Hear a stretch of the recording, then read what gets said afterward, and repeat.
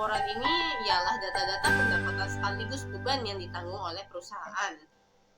Biasanya, laporan ini dibuat untuk menjelaskan kondisi keuangan perusahaan dalam periode tertentu. Maka dari itu, sebagian besar laporan dikerjakan pada akhir tahun atau akhir bulan sesuai dengan ketentuan perusahaan tersebut. Laporan laba rugi multi-trip step menggunakan 3 formula akuntansi yang berbeda untuk mengetahui nilai akhir pada laba bersih. Yang pertama, laba kotor sama dengan penjualan bersih dikurang biaya barang terjual. Harga pokok penjualan dikurang dari penjualan bersih. Ini memberikan laba kotor. 2. Pendapatan operasi sama dengan laba kotor dikurang beban operasi. Biaya operasional dikurang dari laba kotor. Ini memberi Anda penghasilan operasional. 3. Penghasilan bersih sama dengan penghasilan operasi ditambah item non-operasi. Pendapatan operasional ditambahkan ke pendapatan non-operasional bersih.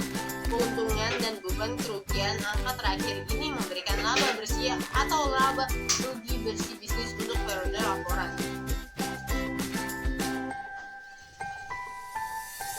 2. Laporan arus kas. Jenis laporan keuangan yang kedua adalah laporan arus kas. Laporan arus kas atau yang biasa disebut dengan cash flow ini sendiri dapat diartikan sebagai catatan keuangan yang berisi informasi tentang pemasukan dan pengeluaran selama satu periode. Laporan ini sangat berguna ketika Anda akan mengevaluasi struktur keuangan, likuiditas dan solvabilitas, serta aktivitas bersih perusahaan. Tak hanya itu, Anda pun bisa memanfaatkannya sebagai strategi adaptif menghadapi perubahan keadaan dan peluang. 3. Laporan perubahan modal. Laporan perubahan modal dan ekuitas adalah salah satu jenis laporan keuangan yang terpenting, terutama untuk perusahaan publik. Tujuan pembuatannya adalah agar perusahaan dapat menggambarkan peningkatan maupun penurunan dari aktivitas bersih dalam kurun kekayaan dalam periode tertentu dengan prinsip pengukuran tertentu untuk diambil. Mengapa laporan keuangan ini akan ditemukan pada berbagai perusahaan besar atau publik? Sebab sebagian besarnya mempunyai struktur kepemilikan yang kompleks dalam perubahan-perubahan akun, ekuitas, dan keuangan.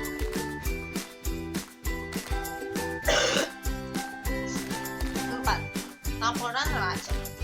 Laporan neraca atau balance sheet biasanya terdapat beberapa informasi mengenai akun-akun aktiva serta hal-hal yang menjadi kewajiban perusahaan dalam satu periode. Dalam penerapannya, laporan neraca terdapat 2 macam, yaitu bentuk stable atau vertikal serta kontrol atau horizontal. Pada hakikatnya, laporan neraca adalah gabungan dari segala laporan keuangan. Ini juga dibuat dalam waktu tertentu yang normalnya adalah 1 tahun sekali. Tujuannya adalah untuk menentukan langkah terkait finansial di tahun selanjutnya. Laporan neraca merupakan laporan keuangan yang sangat penting karena dalam laporan ini terdapat segala informasi terkait siapa pemegang saham dari suatu perusahaan, siapa kreditur yang ada, peraturan pemerintah yang ada, dan berbagai kebijakan lainnya. Beberapa informasi tersebut sangatlah penting sehingga tidak boleh bocor. Semua informasi tersebut memiliki beberapa peran untuk kemajuan suatu perusahaan. Jadi, hanya orang-orang terkenal yang boleh mengetahui informasi tersebut.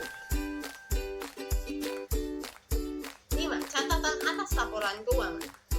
Catatan atas laporan keuangan mengacu pada informasi tambahan yang membantu menjelaskan bagaimana perusahaan sampai pada angka laporan keuangannya. Catatan ini juga membantu menjelaskan penyimpangan atau anggapan inkonsistensi dalam metodologi akun tahun keempat. Catatan laporan keuangan bukanlah hal yang wajib hanya untuk memberikan kejelasan kepada mereka yang membutuhkannya tanpa memiliki informasi yang ditetapkan di kolom pernyataan. Namun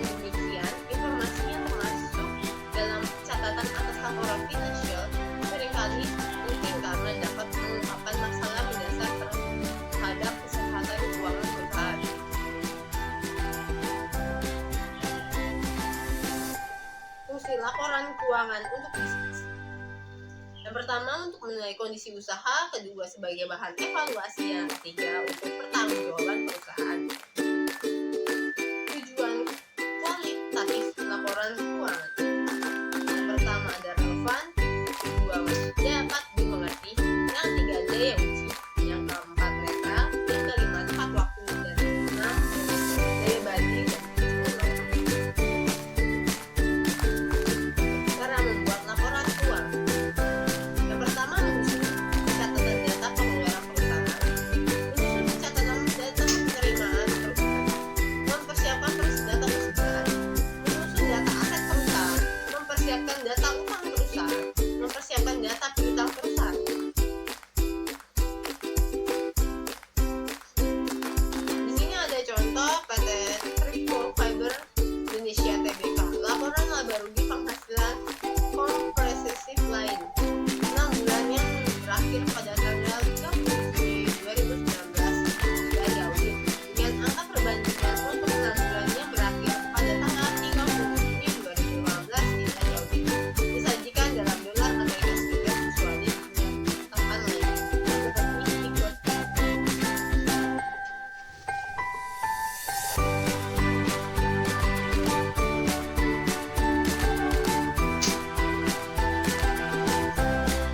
Ini ada contoh PT Tripco Fiber Indonesia Tbk, laporan perubahan ekuitas 6 bulan yang berakhir pada tanggal 30 Juni 2019 tidak diaudit dengan angka perbandingan untuk 6 bulan yang berakhir pada tanggal 30 Juni 2018 tidak diaudit disajikan dalam dolar Amerika Serikat kecuali dinyatakan lain sebagai berikut.